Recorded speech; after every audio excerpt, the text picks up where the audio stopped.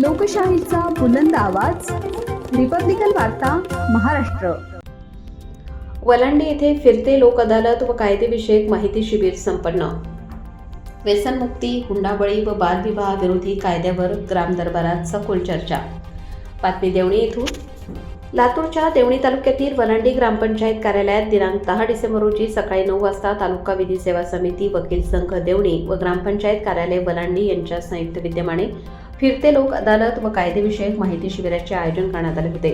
या ग्राम दरबारात कायदेविषयक जनजागृतीवर विशेष भर देण्यात आला। कार्यक्रमात देवणी न्यायालयाचे न्यायाधीश श्री सुरजुसे यांनी युवकांना अंमली पदार्थांच्या व्यसनापासून दूर राहण्याचे आवाहन केले। व्यसनमुक्त जीवनामुळेच तरुण पिढीचे भविष्य उज्ज्वल होऊ शकते, असेही त्यांनी आपल्या मार्गदर्शनात सांगितले। यावेळी बालविवाह, हुंडाबळी, स्त्रीभ्रूण हत्या यासारख्या सामाजिक समस्यांवर सविस्तर चर्चा करण्यात आली। वकील संघाचे सचिव advocate SP Kamble, SC Jadhav, MB Patil, TN Kamble यांनी हुंडा देणे घेणे हे कायद्याने दंडनीय अपराध असून समाजाने या प्रथेविरोधात ठाम भूमिका घेणे गरजेचे असल्याचे स्पष्ट केले। ग्रामविकास अधिकारी माधव सगर यांनी पंचायत समितीच्या विविध योजनांची माहिती दिली।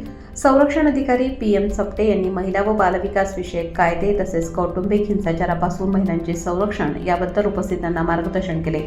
या कार्यक्रमास पोलीस ठाण्याचे उपनिरीक्षक गोपाळ बराडे, वलांडी बीट जमादार रामेशेश लामतुरे यांच्यासह मोठ्या संख्येने ग्रामस्थ उपस्थित होते। कार्यक्रम सरपंच सौराणीताई राम भंडारे यांच्या अध्यक्षतेखाली पार पडला। सूत्रसंचालन व आभार प्रदर्शन ग्रामविकास अधिकारी माधव सगर यांनी केले।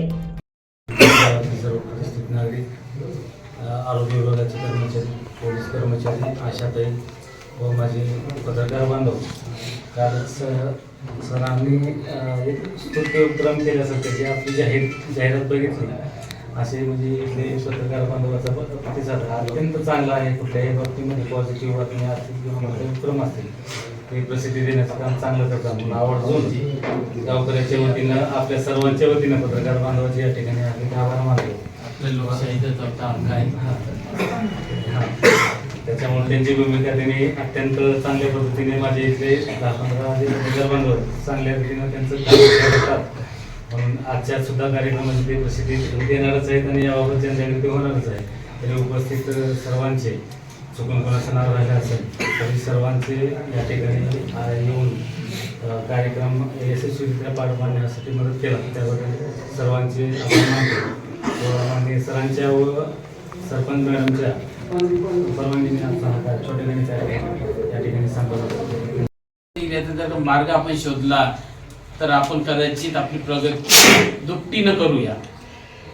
म्हणून आपण जर का आपण लोक अदालतीवर होतो, लोक अदालतीचा मार्ग जर का अवलंबला आपण तर आपण लोक अदालतीमध्ये आपलं वाद तर मिटवू शकतो।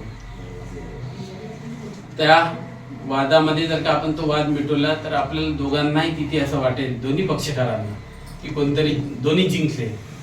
परंतु न्यायालयीन प्रक्रियेमध्ये असं होत नाही। न्यायालयीन प्रक्रियेमध्ये कोणतरी एक हारणार आणि कोणतरी एकच जिंकणार। दोघांनाही समान संधी किंवा दोघांनाही समान न्याय मिळू शकत नाही, बरोबर आहे ना? कारण तिथे 4 चौकटीमध्ये राहून आपल्याला तो डिसिजन घ्यावा लागतो आणि कायद्याच्या 4 चौकटीमध्ये राहत असताना जो केस घेऊन येतो त्याला त्या 4 चौकटीमध्ये राहूनच सिद्ध करावं लागतं आणि जो प्रतिवादी असतो तो 4 चौकटीच्या बाहेर जाऊन डाऊट क्रिएट करत असतो।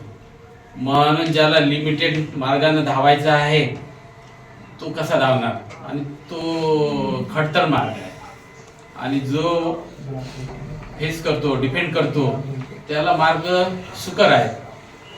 म्हणून आपल्या कायद्याची व्यवस्था जर बघितली तर त्या ठिकाणी आपल्याला कदाचित तिथे आपल्याला कोणतरी एकच जिंकणार आणि हरणार एक। म्हणून लोक अदालतीच्या दृष्टीने जर का बघितलं तर आपण दोन्ही पक्षकार जिंकू शकतो। त्यामध्ये आपण आपला निर्णय घेऊ शकतो, आपण आपल्याला काय हवं काय नको ते ठरवू शकतो। या पद्धतीत काय होणार आहे, दुसरी बाब म्हणजे त्यामध्ये वेळ वाचेल आपला, कारण ही न्यायालयीन प्रक्रियेची जी व्यवस्था आहे ती कुठेतरी खंडित झाली। तिथे लोक अदालतीच्या निर्णयावर तुम्हाला अपील करता येत नाही किंवा त्यावर कुठला रीट होत नाही। त्यावर दावा होऊ शकतो किंवा त्यावर उच्च न्यायालयामध्ये याचिका दाखल होऊ शकते, परंतु त्याची कंडिशन अशी आहे की तो जो निर्णय आहे तो फसवणूक करून किंवा फ्रॉड करून घेतलेला असावा, तरच दावा होऊ शकतो, तरच वरते माननीय उच्च न्यायालयामध्ये याचिका होऊ शकते. फ्रॉड म्हणजे आपल्या सर्वांना माहिती आहे, फसवणूक सांगण्याची गरज नाही. म्हणून ज्या कुणाचे नवरा बायकोची भांडणे असतील किंवा बालकावर महिलावर अत्याचार होत असतील त्या संदर्भात काही माननीय न्यायालयात न जाता गाव पातळीवर किंवा न्यायालयात न जाता बाहेरच्या स्तरावर मिटवलं जातं. तिथं काही आपल्याला शुल्क वगैरे काहीच नाही. त्यामुळे आपले काही भांडणे कुणाचं काही असेल तर आपण तिथं अवश्य भेट देऊ शकता किंवा आमच्या कार्यालयात बी भेट देऊ शकतो. आपलं कार्यालय देवणी पंचायत समिती कार्यालयात आहे. त्याला अंगणवाडी सेविकांचं ऑफिस म्हणतात किंवा बालविकास प्रकल्प अधिकारी यांच्या कार्यालयात आपल्या तिथं बसण्याची सोय केलेली आहे. दुसरं आहे 181 महिला हेल्पलाईन. ज्या महिलांच्या विषयी काही योजना आहेत किंवा कुठल्या कायद्याची माहिती आहे त्या 181 या क्रमांकावर टोल फ्री क्रमांक आहे. 24 तास चालू असतो. तिथं पण आपण महिला विषयक किंवा कायदेविषयक माहिती घेऊ शकता. 24 तास चालू असतो हा नंबर आणि कुठलेही शुल्क लागत नाही. तिसरं आहे बालसंगोपन योजना. बालसंगोपन योजनाचा तुम्ही बरेच काय ऐकलं असाल. व्हॉट्सअपवर मेसेज फिरतो की बालसंगोपन योजना आहे. जे अनाथ लेकर आहे, आई वडील वारलेले किंवा आई किंवा वडील वारलेले, विधवा परित्यक्त्या महिला आहेत किंवा सोडून गेलेल्या माहिती त्यांच्या मुलांना शिक्षणासाठी म्हणून शिक्षणाच्या प्रवाहात राहण्यासाठी म्हणून महाराष्ट्र शासनाच्या वतीने महिला बालविकास विभागांतर्गत बालसंगोपन योजना राबवली जाते. तर प्रत्येक कुटुंबामध्ये 2 मुलांना ह्या योजनेचा लाभ दिला जातो. 0 ते 18 वयोगटाची त्याची अट आहे आणि त्याच्यासाठी महिना 2250 रुपये आर्थिक मदत केली जाते. योजना ही जिल्हास्तरीय असल्यामुळे योजनेच्या जिल्हा स्तरावर जमा करतात. त्याची पूर्ण माहिती आपल्या तालुका स्तरावर भेटेल किंवा जवळच्या अंगणवाडी सेविकाकडे आपली माहिती भेटेल. त्याच्यासाठी आपल्याला 0 ते 18 वयोगटाचे कागदपत्राची यादी सांगतो. बालकांचं आधार कार्ड लागते, आईचं आधार कार्ड लागते. उत्पन्न तर त्याला 2.5 लाखाचं आहे. तहसील कार्यालयाचं उत्पन्न लागते. तशी 10 वर्षाच्या खाली असतील तर त्यांना जन्माचा दाखला लागतो. 10 वर्षाच्या पुढे ते असतील तर त्यांना टीसी वगैरे बोनाफाईड हे कागदपत्र लागतं. स्वतःच 10 वर्षाच्या पुढे असतील तर त्यांचं स्वतःचा बँकेचं पासबुक लागते. आणि 10 वर्षाच्या मध्ये असेल लेकरू तर त्यांना जॉईंट खातं काढावं लागते. आणि आधार सेटिंग काय असेल पाहिजे. डीबीटी थ्रू पैसे पडतात हे. आणि ते ज्या प्रकरणात नवरा बायकोची भांडणे चालू आहेत कोर्टात, त्या जर प्रकरण चालू असेल ती विभक्त राहत असतील तर त्यांना या योजनेचा लाभ भेटतो. तर त्यासाठी माननीय न्यायालयाचं एक म्हणजे अटेस्टेड कॉपी भेटते, त्याची सोबत जोडावं लागते आणि घरासमोर थांबलेला पूर्ण कुटुंबाचा फोटो.